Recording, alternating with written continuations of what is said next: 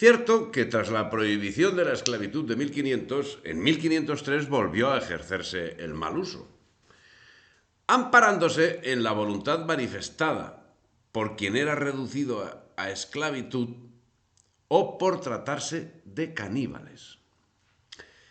40 años duraría esa práctica que sobrevivió en medio de una creciente ola de protestas jurídicas y religiosas que culminarían en 1542 con la redacción de las leyes nuevas, en las que quedaba meridianamente clara la prohibición de esclarecer aún bajo el supuesto de canibalismo. Ítem, ordenamos y mandamos que de aquí adelante, por ninguna causa de guerra ni otra, alguna manera, aunque sea sotítulo de rebelión, ni por rescate ni otra manera, no se pueda hacer esclavo indio alguno, y queremos que sean tratados como vasallos nuestros de la corona real de Castilla, pues lo son. Para frenar esta situación, en 1502 se nombró gobernador de la Española a Nicolás de Obando. La instrucción que portaba era poner orden en la administración y poner en uso la aplicación del sistema jurídico y administrativo español. En sus 7 años de gobierno, además de poner orden en la administración, instauró la encomienda, sistema que conocía a la perfección al ser encomendero mayor de la Orden de Alcántara. Los indios trabajarían por un sueldo digno, y para controlar que así fuese, instituyó el régimen de visitas. La legislación local impuesta por Obando sería reconvertida por una de mayor rango, la conocida como Leyes de Burgos, que, asumiéndola e instaurada por Obando, la perfeccionaban y daban mayor rango. Estas leyes, hechas públicas el 27 de diciembre de 1512, mantuvieron la encomienda y la dotaron de un más estricto control por parte de la corona. Pareció que lo más provechoso que de presente se podría proveer sería mudar las estancias de los caciques e indios cerca de los lugares y pueblos de los españoles por muchas consideraciones, y así porque la conversación continua que con ellos tenían, como con ir a las iglesias los días de fiestas y oír misa y los oficios divinos y ver cómo los españoles lo hacen, y con el aparato y cuidado que teniéndolos juntos consigo tenían, les mostran industrial en las cosas de nuestra santa fe, está claro que más presto las aprenderán y después de aprendidos no los olvidarán.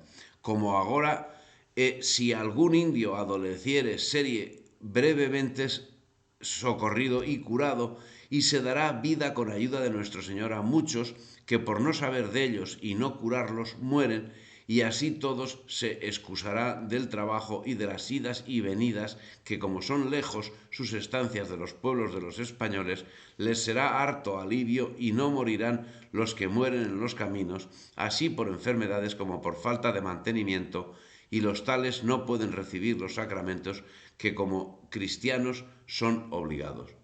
Eso rezaban las leyes de Burgos.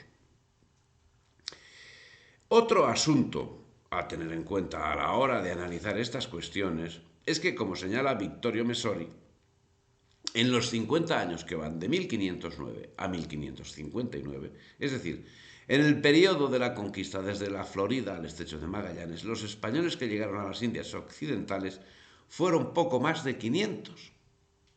Sí, 500 por año. En total, 27.787 personas en ese medio siglo. Pero hay otras cuestiones a tener también en cuenta que son de una envergadura más que considerable. En aquellos momentos, la reforma protestante estaba arrastrando Europa, estaba arrasando Europa, y justamente se encontraba solo con un poder, el español, que impidió que la misma de momento contaminase también España. Eso justamente salvó la vida de los indios americanos, porque si España hubiese sucumbido a la reforma, se hubiese vuelto puritana. Y con esos principios hubiese aplicado la actuación que los europeos aplicaron en América del Norte, en Australia, en Nueva Zelanda, o en la India. Por ejemplo, más sitios, pero... Su principio lo dice la Biblia. El indio es un ser inferior, un indio de Satanás, un hijo de Satanás. Ese principio hubiese generado un genocidio similar al que los británicos llevaron a cabo en los lugares citados. Y hoy, al visitar cualquier lugar de la hispanidad, los turistas podrían sacarse exóticas fotografías con los pocos supervivientes de las matanzas, si es que existía alguno, como sucede en los Estados Unidos. En Tasmania no sucede. No sucede porque sencillamente los exterminaron a todos. Pero evidentemente eso no sucedió así. España tuvo la inmensa suerte de encontrarse con un continente virgen. Y América tuvo la inmensa suerte de ser conquistada por España, humanista y cristiana, contraria a la esclavitud de sus naturales y favorable a reconocer en los demás idénticos derechos que los reclamados para sí mismo. En ese sentido, en 1494 Isabel la Católica convocó una junta de teólogos y letrados para tratar de la libertad de los indígenas americanos, que concluyó determinando que se trataba de personas cuya libertad no podía ser conculcada. Y en 1504, en el codicilo a su testamento decía la reina Isabel: concedidas que nos fueron por la Santa Sede Apostólica las islas y la tierra firme del mar Océano, descubiertas y por descubrir, nuestra principal intención fue la de tratar de inducir a sus pueblos que abrazaran nuestra santa fe católica y enviar a aquellas tierras religiosos y otras personas doctas y temerosas de Dios para instruir a los habitantes en la fe y dotarlos de buenas costumbres, poniendo en ello el celo debido. Por ello suplico al rey, mi señor, muy afectuosamente, y recomiendo y ordeno a mi hija la princesa y a su marido el príncipe, que así lo hagan y cumplan, y que este sea su fin principal, y que en él empleen mucha diligencia, y que no consientan que los nativos y los habitantes de dichas tierras conquistadas y por conquistar sufran daño alguno en sus personas o bienes, sino que hagan lo necesario para que sean tratados con justicia y humanidad, y que si sufrieren algún daño, lo reparen.